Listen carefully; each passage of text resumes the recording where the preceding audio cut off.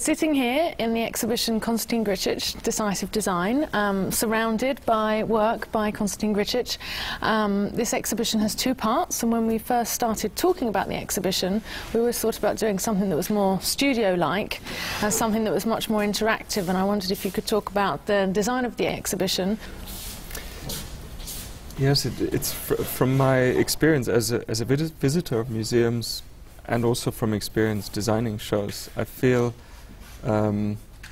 exhibitions have to engage people in a way that is somehow entertaining and joyful, but also, of course, educational to some extent. And engaging with design means actually, you know, that you can touch things and you can try things out, which is in a way a contradiction to what the museum is, which displays things, presents things, and of course has to conserve things. And that's why from very early on I thought we have to create two levels of the exhibition. How do you sit on a chair? What does it feel like? Does it look better than it is comfortable? Are these things heavy or not? Talk to us a little bit about the 360 degrees chair, which is a new work from this year, which I think for some can be quite unnerving, and why I think it's very important that they get to test it for yourself, because you look very comfortable on it. Yes, I look comfortable on it because I've known it for long enough. I use one in my studio. It's not about sitting down and saying, yeah, it's all right, but it's actually ideally about having it around you for a few hours, even days, weeks, and see whether it's pleasant. It's because it's about sitting down. And you draw not only from the history of design, but also of our industrial landscape, our artistic, our creative landscape. For example, one of the most well-known of your pieces is the Mayday light that's here. Can you tell us a little bit about that and the starting point for that? I'll design a lamp that is free of a fixed typology, so it's not the pendant lamp, it's not the floor lamp, it's not the desk lamp, the task lamp. It's a lamp. But it's sort of kind of all of those in one. All of those in one, and it's maybe much more of a tool, and it has no place, but anywhere it has a place. The piece, The London, which is as part of this installation. For me, this is a particularly interesting piece because it's a communal piece. It's for many people.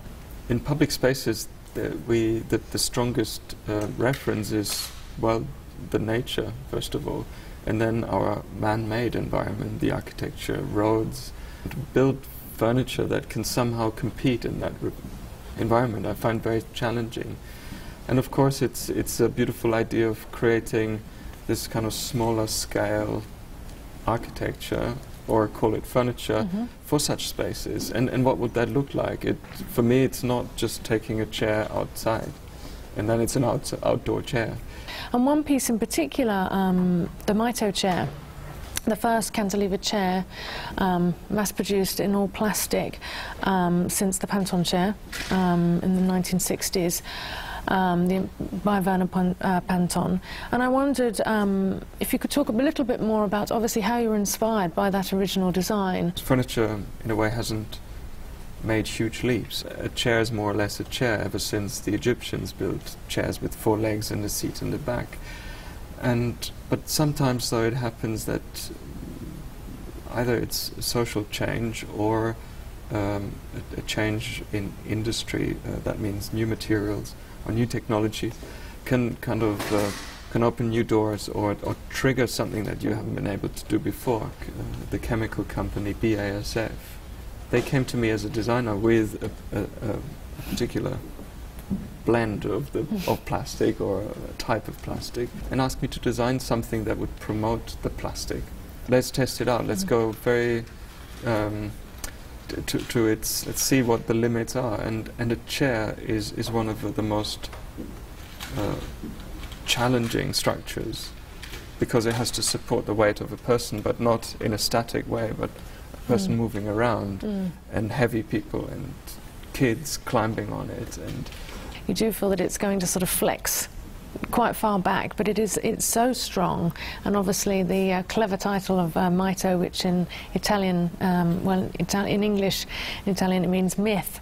So I think that's a very poignant part of your work, is also the naming of your works. The name is always something very intuitive. It has to sound good, and the best test for it is to kind of observe and find out if the other people, let's say my assistants or the client, are they starting to call it by the same name as I do. You also designed cutlery and tableware, and particularly the pieces that I would like you to talk about are the pieces that you've created for Serafino Zani. Serving trays in particular are sheets of metal that have just been almost folded at the edge, seeming very simple, but obviously very carefully thought out and executed with precision, so that it almost takes on an element of origami. And I wondered how if you could explain more about how these types of work come about. They're a little bit lighter in the kind of the issues we have to respect as designers. For example, the structural issue of a serving tray is nothing to compare with the structural issue of a chair. So sometimes that feels very refreshing and nice to be working like that. And for me, the only way to have this control and precision, to achieve the precision, is by making these things.